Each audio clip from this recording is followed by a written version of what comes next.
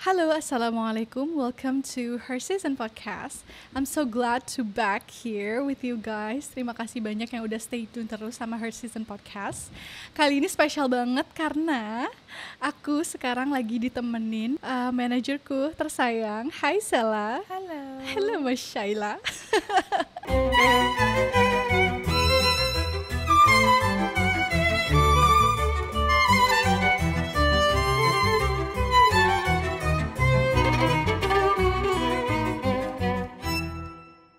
Hi, so how's your day? How's your feeling?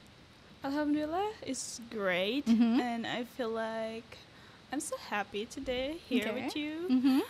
Let's talk about something, and kinda nervous, I guess. Me too. Actually, padahal kita sering banget ya Yeah. have a conversation in the room, and everywhere. Tapi kayak tetap aja karena mungkin ada mic di sini, Yeah, jadi ada pressure mic. banget ya. And then camera, And the lighting, lighting, so blinding. and everything. But yeah, I'm so glad to have you here. Yeah, Thank you so much. It's an honor for me. It's Karena- an honor for me too. Iya, thank you so much sayang. Karena memang so far aku tuh nggak selalu cocok having conversation with people. Hanya orang-orang tertentu. Not about kayak aku apa ya menstandarisasi itu enggak. Cuman kayak udah pasti kan kita there with you. Since we're knowing each other for like more than a decade. Yes, Lebih dari that's a 10 long tahun. time ya. Yeah. That's a very long Benar-benar time. udah lama banget. Udah lama banget. Dan kita melewati banyak hal juga Exactly. sama-sama. Exactly. So karena kita udah kenal jauh lama sekali, kita juga tahu we are dealing with the same thing, Yeah. which is family issue. Family issues, of course. Yeah. So yeah. Fun fact, it's not a fun fact actually. It's not a fun thing to through.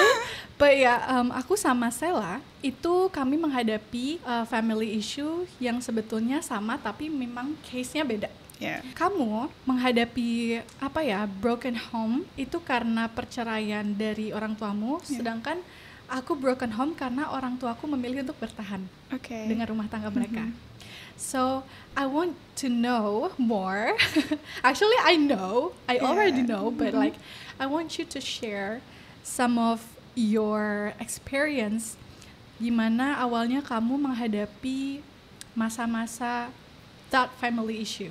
Untuk masalah keluarga ini ya, gitu.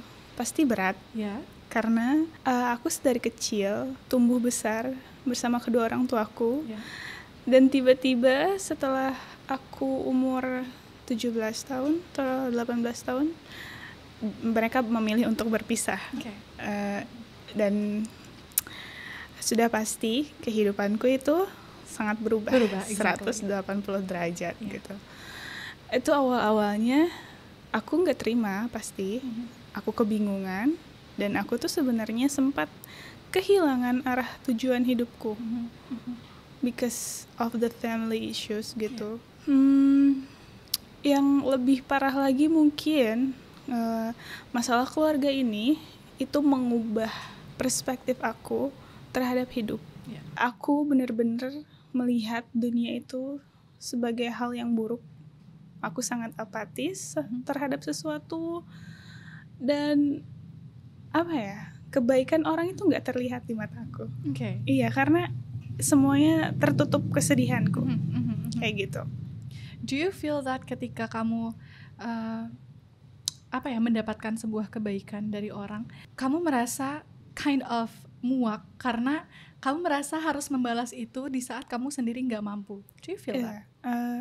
Lebih ke aneh sih. Okay. Lebih ke aneh karena in my family di situ sedang tidak ada yang namanya cinta dan kasih sayang. Oh, okay. Iya. That feels strange to you. Jadi Okay. ketika aku mendapat cinta dari orang lain, itu rasanya aneh dan aku nggak tahu harus bagaimana menanggapinya. Okay. Mungkin jadi akunya yang jahat sama orang karena aku nggak bisa menanggapi rasa cinta mereka, Okay. dan aku mungkin tidak bisa membalas itu, jadi aku menutup diri dari hal-hal yang baik. Okay. Gitu.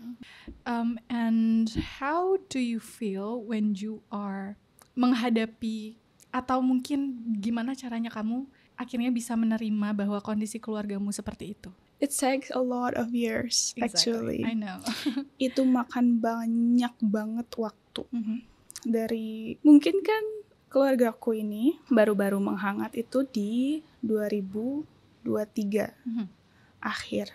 Dan sebelumnya itu keluargaku setelah perceraian ini benar-benar menjadi sosok yang terlalu independen, jadi sendiri-sendiri. Right, yeah. Bahkan di dalam keluarga ya, yang harusnya hangat gitu. Mereka memilih jalan mereka sendiri, ego mereka sendiri, dan mereka tuh mempertahankan pandangan hidup mereka sendiri. Jadi tuh mereka merasa paling benar sendiri, termasuk aku, gitu.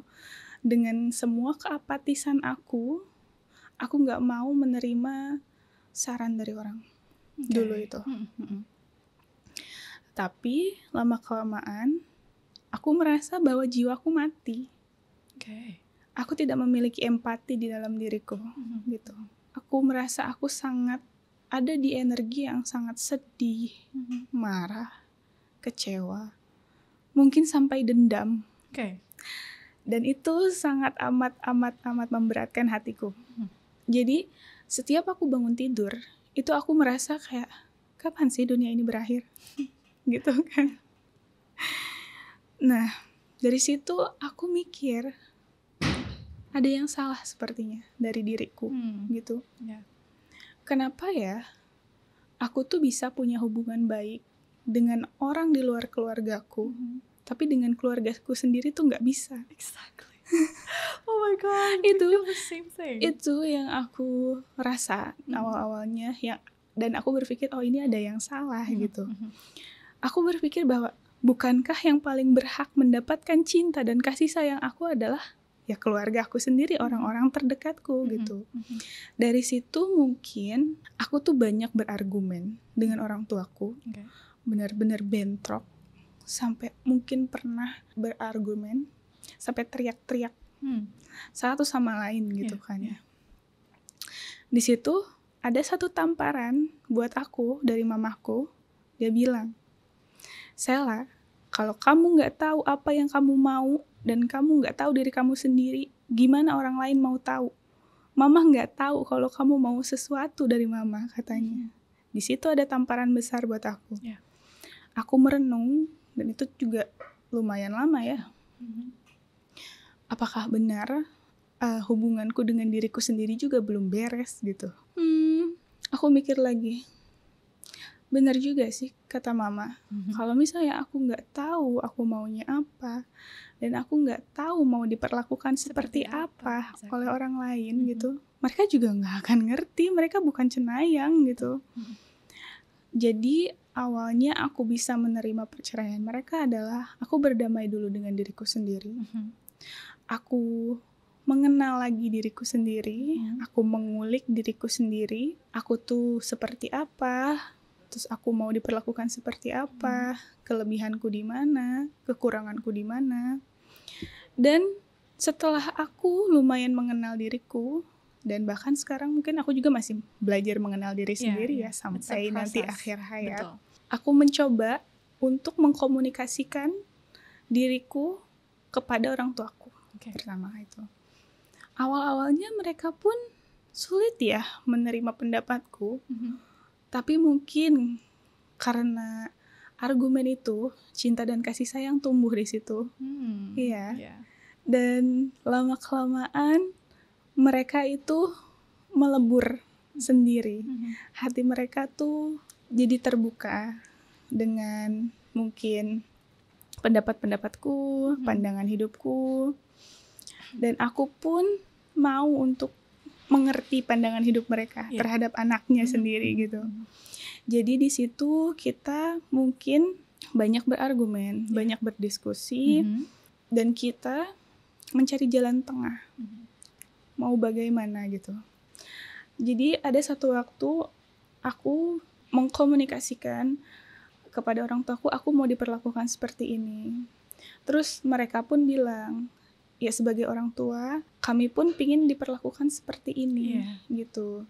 Jadi aku pun introspeksi diriku. Ternyata mungkin aku pun belum sempurna ya jadi anak. Dan sampai sekarang aku masih mengusahakan aku tuh menjadi anak yang berbakti kepada mereka. Even though they're separate right now. Of course, they're separate. Tapi sebenarnya yang dulu itu buat berat adalah perceraian mereka yang tidak baik-baik aja. Exactly. Itu benar-benar seperti perang dingin. Dan aku sebagai anak bungsu perempuan harus menengahi itu. Sedangkan aku dulu itu masih terlalu muda. Aku nggak tahu urusan rumah tangga, aku nggak punya ilmunya, aku belum belajar juga.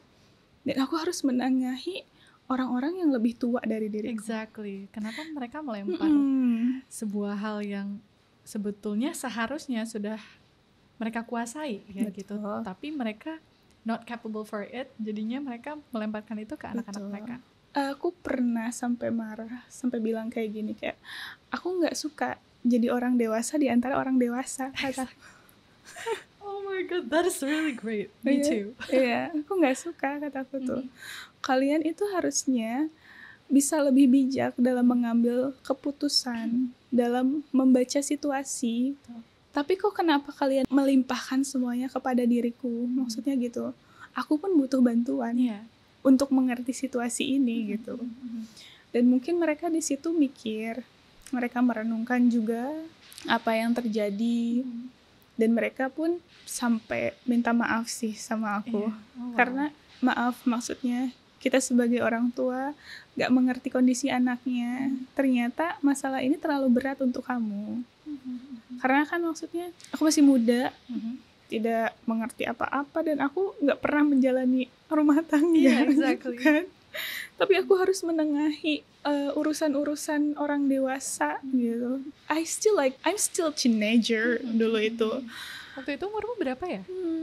17-18. Oh my god, Nah, itu dan aku harus itu benar-benar transisi dari remaja ke dewasa ya, which sedang mencari jati diri. Betul. Kan. Itu sangat banyak yang bergejolak di dalam diriku mungkin ya.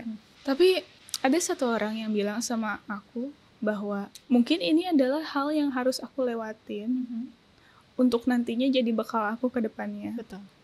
Dan kuncinya cuma satu, adalah bersabar. Dan ya memang itu. Jadi sabarku mungkin dari beberapa tahun lalu dan doa-doa aku yang aku panjatkan kepada Tuhan, akhirnya di tahun-tahun 2003 ke sini, 2023 gitu, terkabul semua. Ya, orang tuaku sudah tidak perang dingin. Mereka mau mendengarkan pendapat anaknya dan lebih terbuka lagi. Dan aku sangat merasa hidup gitu. Karena aku mendapatkan cinta dari orang yang tepat gitu. Dan cara mereka mencintaimu juga sudah tepat. Iya. Itu sangat membuat aku hidup. Wow. Oh my god, that is really oh my god, I want to cry though. Yeah. Because that is so heart touching. Aku mau tahu juga nih, mungkin kamu sudah berada di titik paling damai ya gitu bersama keluargamu. But how about the wound? Luka-luka yang memang sudah terlanjur tergores dan mau tidak mau harus kamu sembuhkan, dan mungkin ada beberapa dari lukamu yang masih belum kering. Gimana itu tuh bisa affecting ke kehidupanmu yang sekarang? Luka batin dari perceraian orang tua. Betul, ya. Itu pasti sangat berdampak terhadap bagaimana aku memandang kehidupan, bagaimana aku memandang pernikahan, bagaimana aku memandang cinta gitu. Pertama mungkin sekarang aku bisa berdamai dengan diriku karena pertama aku sabar. Dan aku itu waktu sedang di waktu-waktu terendah aku, terendah aku, aku ingat bahwa qada dan qadar Tuhan itu adalah sesuatu yang harus kita imani.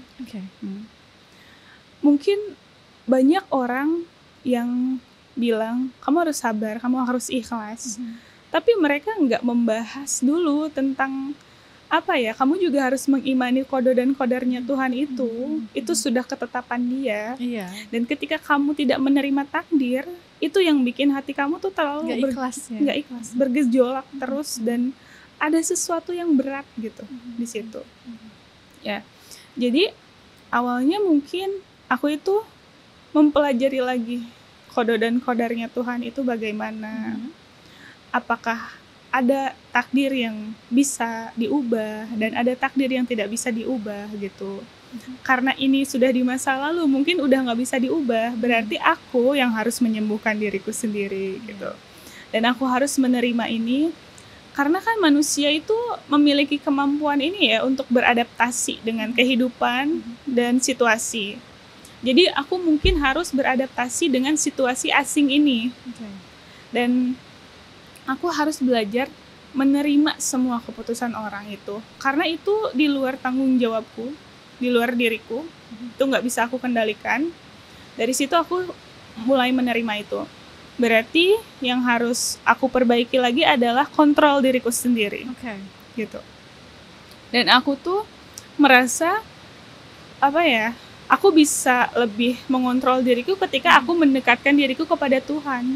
Dan aku percaya sama Allah dengan ketetapan Allah itu, aku pasti akan ada balasan yang baik dari Dia gitu. Dengan kesabaran dan keikhlasan itu pasti ada hal-hal baik nanti ke depannya. Dan aku nggak mau menutup diri akan hal itu. Ya gitu. Terus mungkin kalau misalnya pandangan aku tentang pernikahan sekarang gitu kan ya, ada pernikahan yang baik, ada pernikahan yang buruk. Ya, itu tergantung dari bagaimana kita menyikapi pernikahan itu.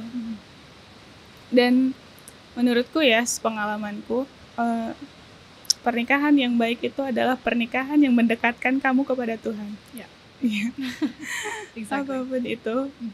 Karena aku banyak melihat pernikahan yang tidak memiliki tujuan, tidak ada cinta dan kasih sayang di situ, karena mereka tidak melibatkan Tuhan di dalam pernikahan itu.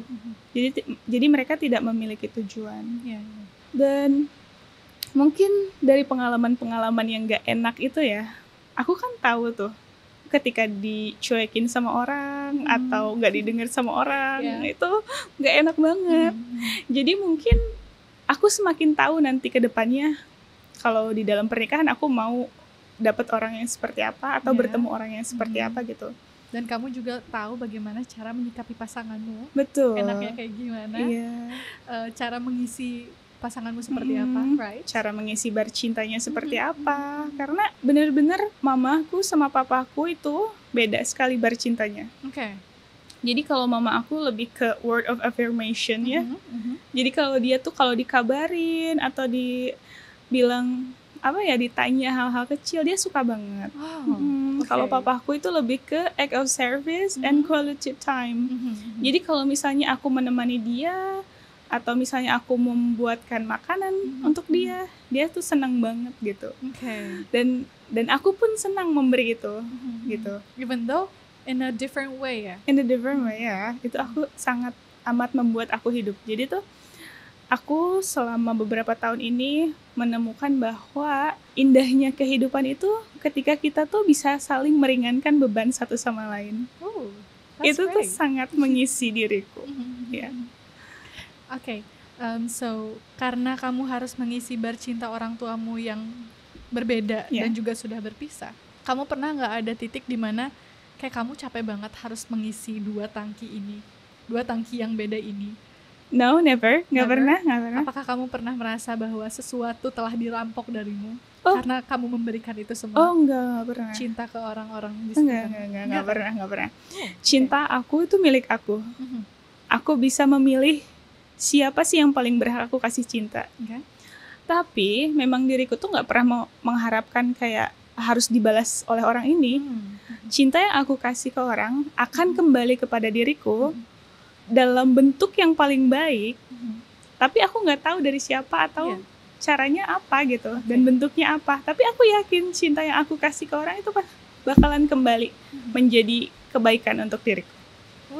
Wow, that's really great. Jadi aku nggak pernah merasa bahwa ada yang hilang dari dalam diriku ketika aku memberikan cinta kepada orang lain. Okay. Malah itu pun yang membuat aku merasa hidup. Saling mengasihi satu sama lain itu membuat aku merasa lebih hidup. Dan itu tuh memberi makan jiwaku gitu loh, untuk tidak mati lagi, untuk memiliki empati, untuk memiliki rasa cinta dan kasih gitu. Okay. So mungkin sekarang aku juga mau sharing pengalamanku menjadi seorang anak yang broken home. It's not something that we have to proud of, right? But like, yeah, as you know, aku dari kecil itu menghadapi orang tua yang abusive, mentally, physically, verbally, dan itu bahkan berlanjut sampai umurku 20 tahunan. Dan itu sebuah perjalanan yang sangat panjang untuk aku bisa bisa deal with that. Karena ya sampai sekarang pun aku masih berusaha untuk sembuh dari luka-luka itu ya. Dan traumanya juga nggak main-main. Karena aku sempat mengira bahwa memaafkan kedua orang tuaku itu artinya aku sudah sembuh. Karena aku cukup banyak mendengar dari psikolog atau psikiater gitu. Kalau kamu mau sembuh, maafin orang yang melukaimu. Kalau kamu mau sembuh, maafin orang yang bikin kamu datang ke saya, gitu. Dan aku sudah mencoba, aku sudah memaafkan, and I'm sure with that. Aku benar-benar sudah memaafkan kedua orang tuaku, apa yang sudah terjadi. Aku berusaha untuk memahami, oh mungkin iya, mereka juga pertama kali menjadi orang tua. Mungkin mereka nggak punya ilmunya tadinya, atau ya anything. Aku mencoba mencari execution untuk aku bisa memahami mereka. Tapi ternyata lukanya tetap ada di sana. Lukanya masih tetap basah, masih tetap terbuka gitu loh. Dan ternyata pemaafan itu hanyalah sebuah gerbang yang mengarahkan kita ke rumah. Dan di rumah itu tuh benar-benar berantakan. Benar-benar hancur. Dan mau tidak mau kita sendiri yang harus membereskan itu semua. Ngepelin, gentengnya dibenerin, rumput-rumput liarnya kita potongin lagi sendiri semuanya. So ya aku agak kaget ketika pada faktanya, pada kenyataannya, memaafkan orang yang menyakiti kita itu tidak semerta-merta kita akan sembuh seketika. But it takes time. It untuk really takes menata kembali Betul. apa yang sudah berantakan. Dan dari luka-luka itu aku merasa banyak sekali behavior yang subconsciously terjadi. Dan itu cukup mengganggu orang-orang sekitarku. Aku tuh pernah dengar dan aku pernah baca jurnal penelitian dari Stanford University, School of Medicine. Mereka tuh bikin sebuah penelitian berapa belas anak perempuan dan berapa belas anak laki-laki yang memiliki trauma diperbandingkan dengan belasan anak perempuan dan belasan anak laki-laki yang tidak memiliki trauma. Ada sebuah perbedaan di situ, Sela. Di bagian otak kanan ada yang bernama insula. Perbedaan antara orang yang memiliki trauma dan yang tidak, ada perbedaannya di situ, di insula. Permukaan dan volumenya itu berbeda. Yang memiliki trauma akan mengalami perubahan di dalam insula tersebut. Terjadi lagi perbedaan antara perempuan yang memiliki trauma dan laki-laki yang memiliki trauma. Perempuan yang memiliki trauma, insulanya akan mengecil. Karena insulanya mengecil, dan insula itu adalah yang memegang kendali emosi, empati, semua perasaan, fungsi kognitif tubuh kita. Nah, ketika insula perempuan itu mengecil, mereka akan sangat kewalahan untuk menghadapi emosi mereka. Oh, jadi kayak kehilangan kontrol gitu? Exactly. Kehilangan kontrol, emosi mereka meluap-meluap, melebihi wadah yang seharusnya, empati mereka jadi berlebihan, emosi mereka, entah itu senang, sedih, anything, mereka bakal sangat amat kewalahan, which aku juga merasakan itu. Aku merasa kayak empatiku sangat amat berlebihan, which sebenarnya empati kan good, tapi tetap aja sesuatu yang berlebihan itu nggak baik. Sedangkan laki-laki yang memiliki trauma, mereka mengalami perubahan insula yang membesar, which itu yang bikin mereka semakin berkurang sensitivitas terhadap emosi, empati dan everything, fungsi kognitif tubuh mereka berkurang. So mereka jadi lebih apatis gitu loh. Setelah mereka menghadapi trauma. Which aku juga pernah menghadapi orang-orang dan laki-laki yang apa ya, dia memiliki banyak sekali trauma, turns out dia jadi orang yang sangat apatis. Dan empatinya sangat berkurang gitu. Aku pernah mengenal beberapa orang yang seperti itu. Dan ya, aku menjadi orang yang sangat very emotional in dalam cara yang sangat tidak sehat. Dan aku akhirnya membicarakan itu dengan terapisku kan. Akhirnya aku menjalani sebuah terapi, hipnoterapi. Di sana ketika aku menjalankan hipnoterapi pertamaku, itu berlangsung sampai kayak beberapa jam gitu. It's really long. It's really long. Seharusnya untuk bisa terapi, konsultasi dan sekaligus hipnoterapi itu kayak waktunya paling cuma 45 sampai 2 jam aja. Tapi terapisku ini sangat berbaik hati, dia benar-benar sampai kayak 5 jam lebih untuk aku tuh bisa mengorek, dan bukan mengorek tapi kayak menuntaskan dulu the root cause-nya dulu yang paling dalam dulu. Jadi benar-benar digali dulu tuh selama berjam-jam, konsultasi berjam-jam, sampai akhirnya ketemu nih root cause-nya, kenapa aku punya behavior seperti ini, kenapa aku bisa bereaksi seperti ini, kenapa aku bisa didiagnosa beberapa penyakit mental ini. Dan itu ternyata berasal dari bagaimana pola asuh orang tuaku. Jadi ketika aku mulai menjalankan hipnoterapi, waktu itu aku inget banget di dalam, aku nggak tahu ya, ada subconscious di dalam bawah sadarku. Iya, kan aku ditutup matanya ya, kayak tidur gitu. Terus kayak aku membayangkan. Jadi aku tuh diarahkan masuk ke sebuah gedung, tapi aku sudah ada di lantai 5. Why? Kenapa lantai 5? I don't know. Jadi kayak ketika aku berada di lantai 5 itu, oleh terapisku diarahkan, kemudian aku masuk ke sebuah lift. Nah, aku merasa kenapa aku berada di lantai 5 itu, karena di setiap turun lift, turun lantai, dari lantai 4, lantai 3, lantai 1, itu aku kayak having conversation with myself. Kayak ini your aku, old self. Your old self. Kayak my old self.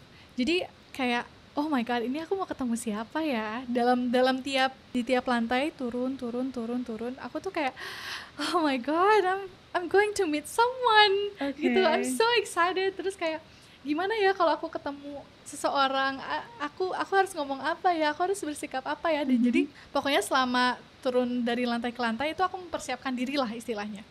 Sampai akhirnya aku turun dan sampai di lantai basement. Anehnya ketika aku sampai di lantai basement, keadaannya tuh kayak it's not basement, itu tuh kayak taman.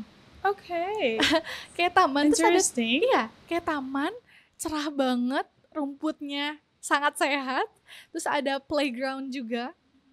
And then aku ngeliat satu anak kecil, dia duduk di ayunan, rambutnya sangat panjang, kecil, mungil, dengan pakaian yang aku sangat ingat. Itu adalah pakaianku dulu. Dia menungguku. Tina yang kecil sedang menungguku di sana. And then dia langsung lari, dia langsung peluk aku. And then like we're both crying. We're both crying. Terus aku akhirnya tanya-tanya kan sama dia, gimana gitu. Apa kabar Tina kecil? Why you're crying? Why you look so sad gitu kan. Terus dia memperlihatkan beberapa luka di tubuhnya. Dia bilang sakit gitu. Terus aku cuma bisa ngelus-ngelus badannya, aku pelukin aja. Terus aku akhirnya ajak dia bermain. Aku ajak dia bermain sampai dia puas. Ayo kita main aja dulu gitu. Kita main ke playground. Terus having some conversation with her. Kayak gimana di rumah, terus kayak dia juga nanya gimana gitu, kehidupanmu sekarang gitu. And then sampai akhirnya kita harus berpisah. Aku nganter dia kayak lewat jembatan gitu. Aku harus nganter dia melalui jembatan. Aku cuma sampai di tengah-tengah jembatan. Terus terapisku bilang minta dia untuk bisa memaafkan orang tuanya. That's deep. That's deep.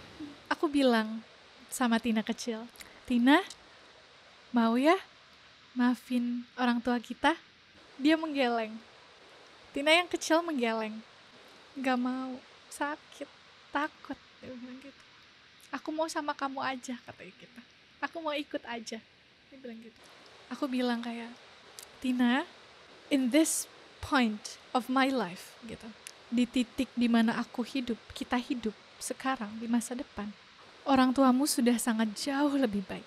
Mereka sudah minta maaf juga, mereka memperbaiki sikap mereka, pola asuh mereka, cara mereka berkomunikasi, cara mereka menyikapiku, dan kami sudah baik-baik saja.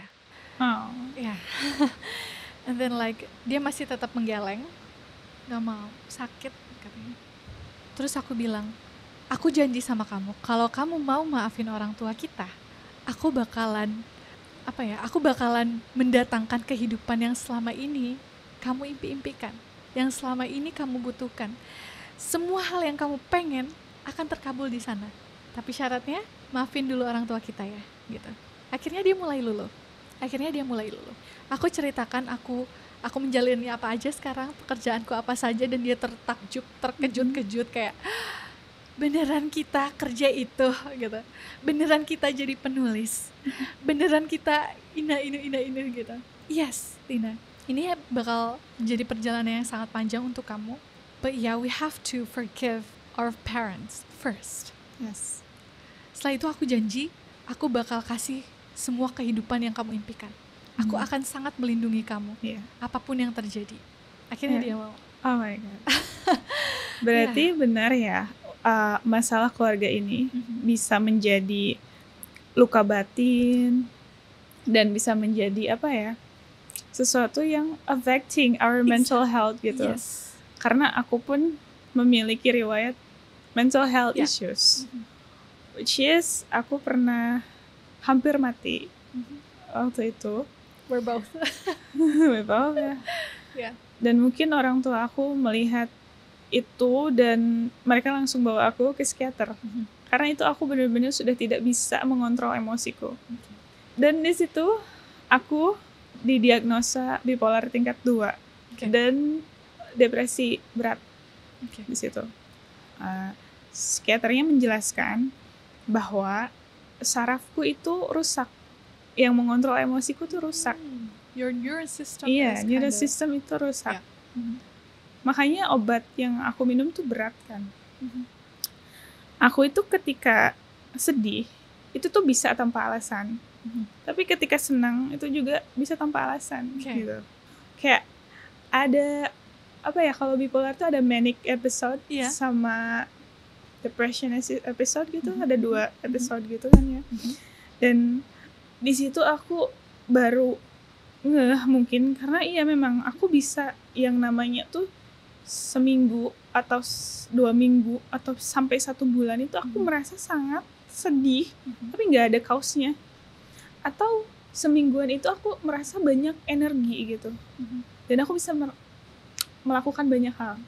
Dari situ ketika aku tahu sarafku rusak, jadi aku sulit mengontrol emosiku. Aku di situ berusaha keras untuk mencari cara gimana ya aku bisa mengontrol perasaanku lagi gitu. Apa sih yang harus aku lakukan? Aku bilang sama diriku sendiri, kamu tahu apa yang sekarang kamu alamin kan, Sela? Apa yang mau kamu ambil? Jalan mana yang mau kamu ambil? Maukah kamu ketergantungan sama obat itu? Atau kamu keluar dari situasi ini? Dan aku memilih aku pingin keluar dari situasi itu, dan aku nggak mau menjadikan barang atau obat itu sebagai yang mengatur emosiku gitu loh. Dan mungkin ketika perjalananku yang paling cocok denganku adalah mendekatkan diri kepada Tuhan. Aku belajar untuk lebih mencintai Allah lagi. Sekarang aku lebih seperti ini sih. Aku mau jadi apa yang Allah mau, dan jalannya seperti yang Allah mau aja. Jadi emosiku itu bisa aku kontrol karena Allah yang udah ngasih tahu cara-caranya gitu. Jadi Allah nggak suka jalan ini, nggak aku ambil. Allah meridhoi jalan yang ini. Aku mau ke jalan yang itu, walaupun mungkin prakteknya bakal susah banget kayak gitu. Dan di situ aku merasa bahwa emosi aku tuh semakin bisa aku kontrol, walaupun psikiater bilang sarafku udah rusak di situ.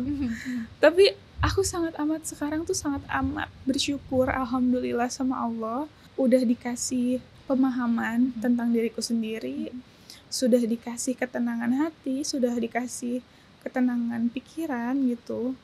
Dan aku terima kasih sama Allah telah menjaga batinku tetap hidup di jalannya gitu. Itu sih yang kalau aku berusaha untuk keluar dari situ. Dan insya Allah kedepannya semoga Allah terus tuntun kita ke jalan yang benar. Amin. Masya Allah. Stella, oh my God, we're having a very good conversation here. Ternyata kita tetap bisa mengambil hikmah ya dari sebuah kejadian yang sebenarnya itu sangat amat melukai kita. Sangat amat. Right? Kayak, ternyata kita capable ya gitu untuk tetap bisa see all of the things in a very good side. Right? Itu tergantung pilihan kita kan? Betul. Iya, menurutku karena Allah memberikan kita akal dan pikiran. Allah memuliakan kita untuk memilih jalan kita sendiri. Ketika kita dicoba oleh ujian, mau ngambil jalan yang mana? Mau ngambil jalan yang Allah ridhoin atau enggak? Itu tergantung sama diri kita sendiri. Dan untuk memandang hidup positif atau negatif itu tergantung kita juga. Tergantung apa yang ada di kepala kita juga. Benar-benar semuanya keputusan kita sendiri. Benar-benar. Kayak seburuk apapun hal yang udah terjadi, kita masih punya kendali. Kita masih bisa memilih kita akan menjadi siapa, kita ingin menjadi siapa. Betul. Right. Betul sekali. So I really hope that semua hal yang sudah kita lalui pada akhirnya menuntun kita juga ke tempat-tempat yang terbaik. Amin. Menjadi diri yang terbaik juga. And I'm really sure that semua luka yang pernah kita lewati, masa lalu yang pernah kita hadapi, itu adalah fragmen dari hal-hal besar yang sudah Allah siapkan di depan sana. Allah. Right? So thank you so much. I'm so glad to have you here. Me too.